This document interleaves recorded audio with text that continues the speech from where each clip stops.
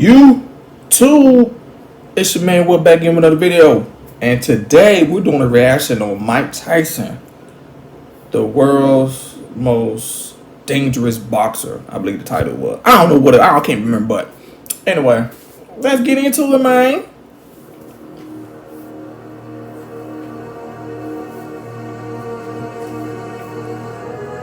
I got my hair done too, y'all. Mike Tyson is one of the most gifted boxers in history, and perhaps the most talented heavyweight. I want to fight, and disrupt the world because I'm the best fighter in the world. Thank you very much, Larry. Thank you.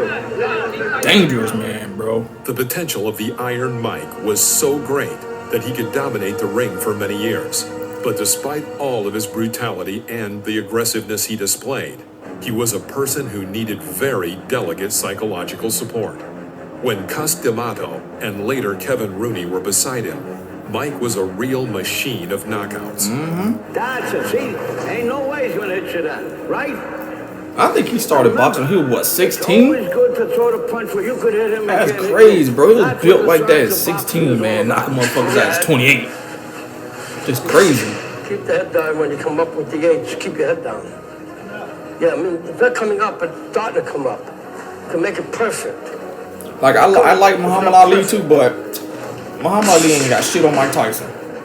I don't trust anybody in general. I don't like people to know me at all. And I just recently trusted him because the same much I trust him, I guess he trusts me. And he trusts me a lot. So, but no one really knows Mike Tyson. Nobody's really friendly with Mike Tyson. It wasn't. I think that was his foster dad or something, right? Because wasn't Mike Tyson in foster care? Or in a group home or some shit like that? We're in round one. Mercedes already in trouble. He is going down. Is he? These big, swinging looks to the body. Impressive professional debut from the man who so nearly went to the Olympics in Los Angeles. We're in round one. Yeah, because I think him and Evander Holyfield went to the Olympics together. I think Evander Holyfield was what, 18 or 20, and Mike Tyson was 16, I believe. I don't remember. And it's crazy. You rarely see somebody with speed and strength like that. Damn, knock their damn teeth out. The Mike Tyson of that period is the Tyson that we know and love. Damn. His professional career started in March 1985. By the end of the year, Tyson had fought 15 times and won each of them by KO or TKO.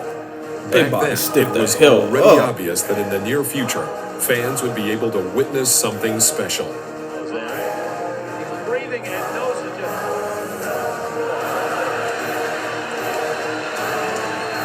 Tyson opens up again. Yo, if he don't hit you with the right, he'll hit your ass with the left. Told you.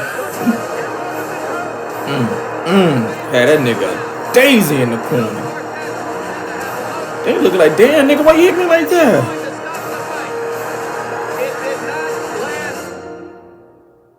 I think he was about my height. I think 20 months I'm after his debut, wait, no, I think it was 5'11". Mike Tyson stepped into the ring against champion Trevor Berbick. The WBC title was at stake. About 8,800 I wonder people what came was to see going through this these truly people's historic minds battle called when they Doomsday knew they had to by face Mike Tyson. including movie stars like and seriously, numerous like who the celebrities. hell would have like, At yo, age 20, Mike Tyson, I'm not because facing of this his dude. I victory, forfeit, became bro. the youngest world champion But you know in they boxing can't go on like a history pump. and exceeded Floyd Patterson's record. Only few people know, but one backstage conflict happened that evening. I love the famous challenge. I would have Berbick won up with Mike coach Tyson. Angelo Dundee, knowing If that I would've lost, I Tyson would would've come lost. out in I his still would've won up traditional with him. black shorts, brought Berbick to the ring in black shorts. According to the rules of the Nevada Athletic Commission, the challenger had to choose a different color. But this psychological attack was useless. Tyson's team paid a fine of $5,000 and Mike came out in his traditional shorts.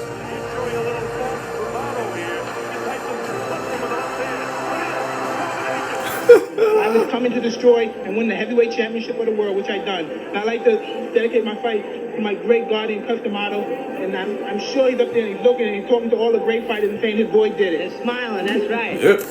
Don King immediately organized a fight with James Smith, nicknamed Bone Breaker, for the next WBA belt.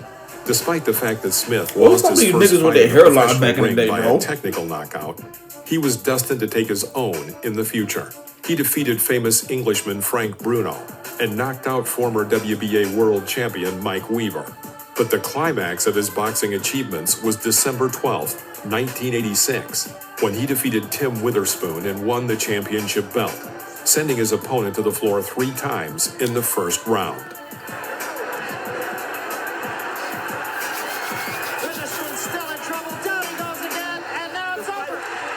Now Smith was waiting for a much more serious test. Iron Mike Tyson.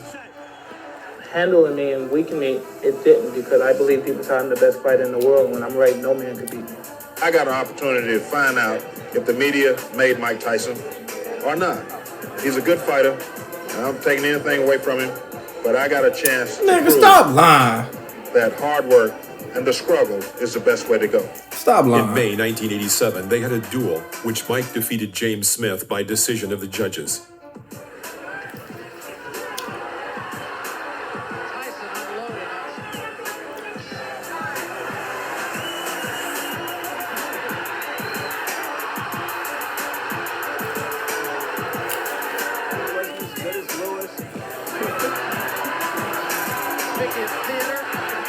According to the results of the battle, Mike Tyson delivered 317 hits, of which 191 hit their target, accuracy of 60%. Smith's results were 223 hits, 51 on target, accuracy of only 23%. It was the 28th consecutive victory for Mike Tyson, a victory after which he could already show off 2 championship belts.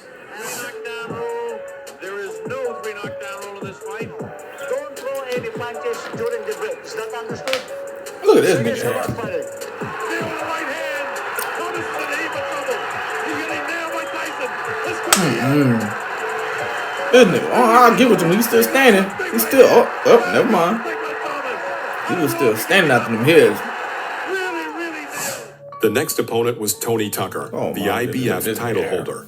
Since the beginning of his career in I guess this 1980 was the and 80s, over the I next guess. 7 years, Tony Tucker had not known defeat. In April 1987, IBF world champion Michael Spinks refused to defend his title against him and chose instead to fight Jerry Cooney for a higher fee. Tony Tucker had to meet James Buster Douglas in the fight for the vacant IBF title.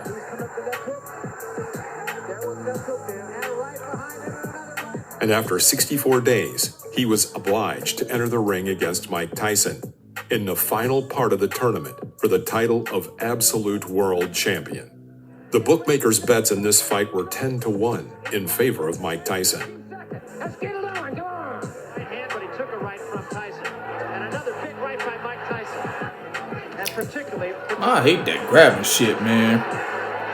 The great left hand at the bell by Tyson. No, Ray, I harken back to your fight with Marvin Hagler, where after the...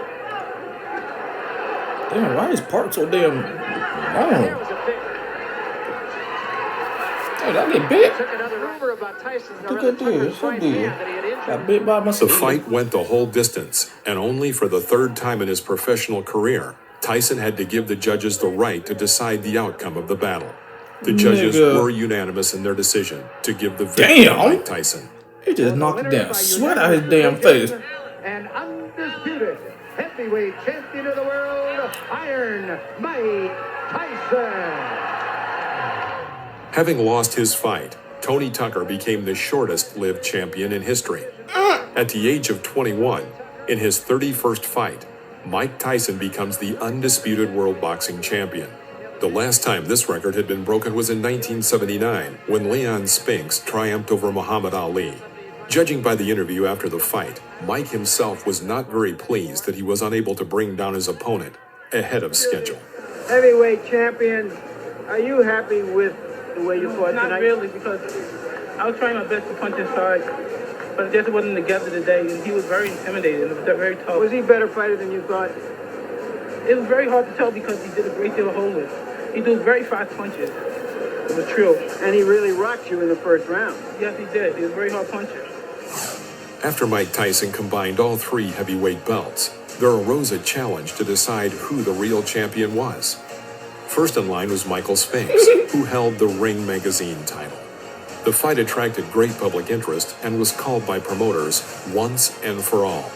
The winner would leave the ring absolute and unconditional champion. In the summer of 1988, the long-awaited match took place and lasted only one round. Ooh, Mike knocked out his opponent in the first round.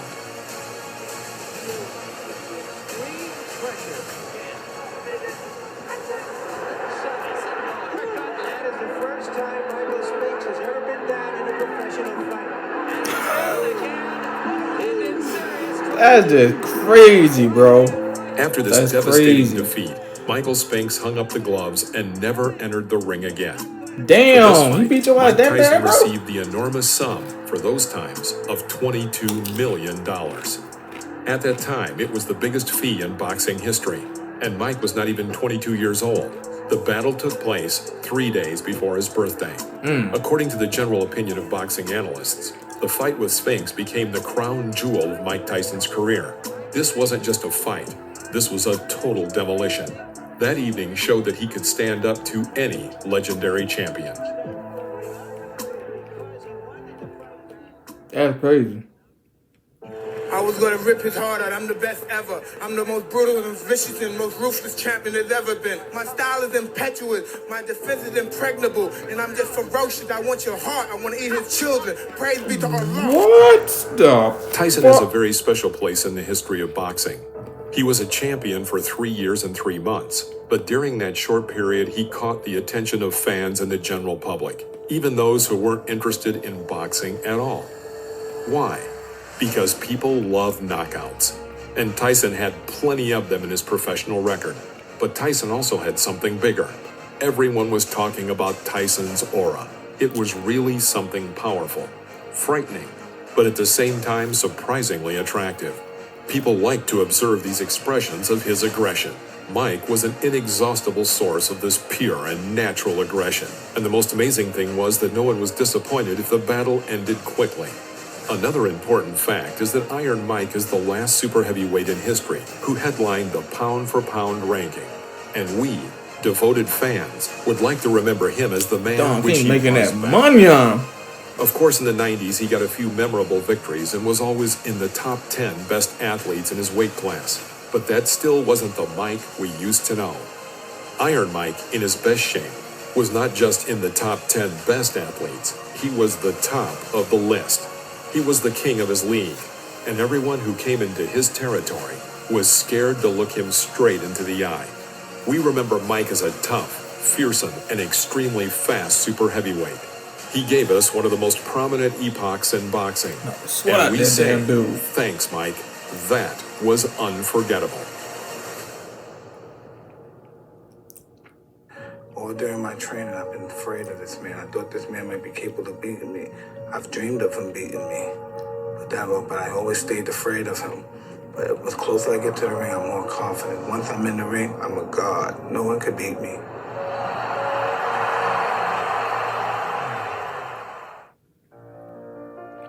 However, life prepared for Mike a lot of tests. Defeat in the ring.